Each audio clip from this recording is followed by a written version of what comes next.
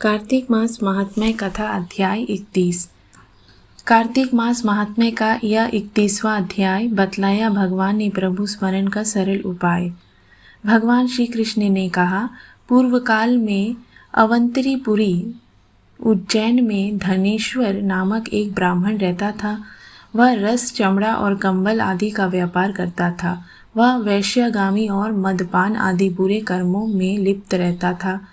क्योंकि वह रात दिन पाप में रत रहता था, इसलिए वह व्यापार करने नगर नगर घूमता था।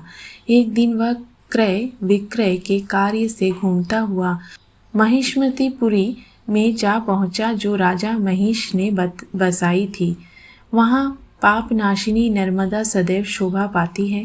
उस नदी के किनारे कार्तिक का व्रत करने वाले बहुत से मनुष्य अनेक गांवों से स्नान करने के लिए धनेश्वर ने उन सबको देखा और अपना सामान बेचता हुआ वह भी 1 मास तक वहीं रहा।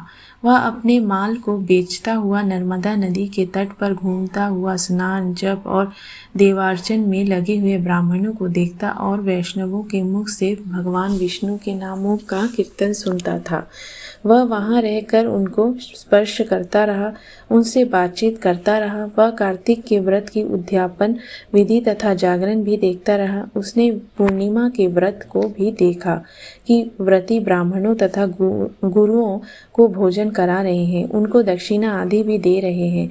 उसने नित्य प्रति भगवान शंकर प्रसन्नता के लिए होती दीपमाला भी देखी। त्रिपुर नामक राक्षस के 3 पुरों को भगवान शिव ने इसी तिथि को जलाया था। इसीलिए शिवजी के भक्त इस तिथि को दीप उत्सव मनाते हैं। जो मनुष्य मुझ में और शिवजी में भेद करता है, उसकी समस्त क्रियाएं निष्फल हो जाती हैं। इस प्रकार नर्मदा तट पर रहते हुए जब उसको यह 1 माह व्यतीत हो गया, तो एक दिन अचानक उसे किसी काले सांप ने डस लिया। इससे विवल होकर वह भूमि पर गिर पड़ा।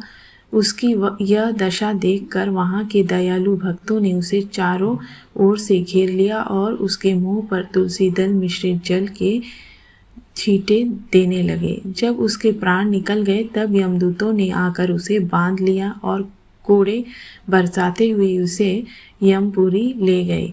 उसे देखकर चित्रगुप्त ने यमराज से कहा, इसने बाल्य अवस्था से लेकर आज तक केवल बुरे कार्य ही किए हैं। इसके जीवन में तो पुण्य का श्लेष मात्र भी दृष्टिगोचर नहीं होता। यदि मैं पूरे 1 वर्ष तक भी आपको सुनता रहूं, तो भी इसके पापों की सूची समाप्त नहीं होगी। यह महापापी है, इसलिए इसको 1 कल्प तक घोर नरक में डालना चाहिए। चित्रगुप्त की बात सुनकर यमराज ने कुपित होकर काल नेमी के समान अपना भयंकर रूप दिखाते हुए अपने अनुचरों को आज्ञा देते हुए कहा, हे प्रेत सेनापतियों, इस दुष्ट को मुगदरों से मारते कुंभी पाक नरक में डाल दो। सेनापतियों ने मुगदरों से उसका सिर फोड़ते हुए कुंभी पाक नरक में ले जाकर खोलते हुए तेल के कढ़ाई में डाल दिया।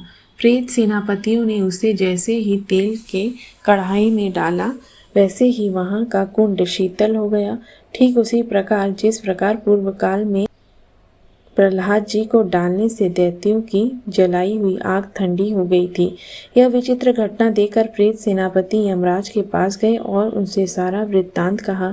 सारी बात सुनकर यमराज भी आश्चर्यचकित हो गए और इस विषय में पूछताछ करने लगे। उसी समय नारद जी वहां आए और कहने लगे, सूर्यनंदन, यह ब्राह्मण नरकों का उपभोग करने योग्य नहीं है। जो मनुष्य पुण्य कर्म करने वालों लोगों का दर्शन, स्पर्श और उनके साथ वार्तालाप करता है, वह उनके पुण्य का 6वां अंश प्राप्त कर लेता है।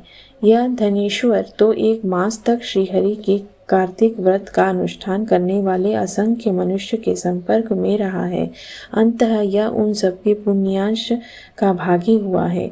इसको निश्चय से पुण्य प्राप्त हुआ है, इसलिए यह यज्ञ की योनि में रहे और पाप भोग के रूप में सब नरक का दर्शन मात्र कर ही यम यातना से मुक्त हो जाए। भगवान श्री कृष्ण ने कहा, सत्यभामा, नारद जी के इस प्रकार कहकर चले जाने के पश्चात धनेश्वर को पुण्यात्मा समझते हुए यमराज के दूतों को उसे नरक दिखाने की आज्ञा दी। कार्तिक मास महात्म्य कथा अध्याय 31 इति। ओम नमो भगवते वासुदेवाय नमः।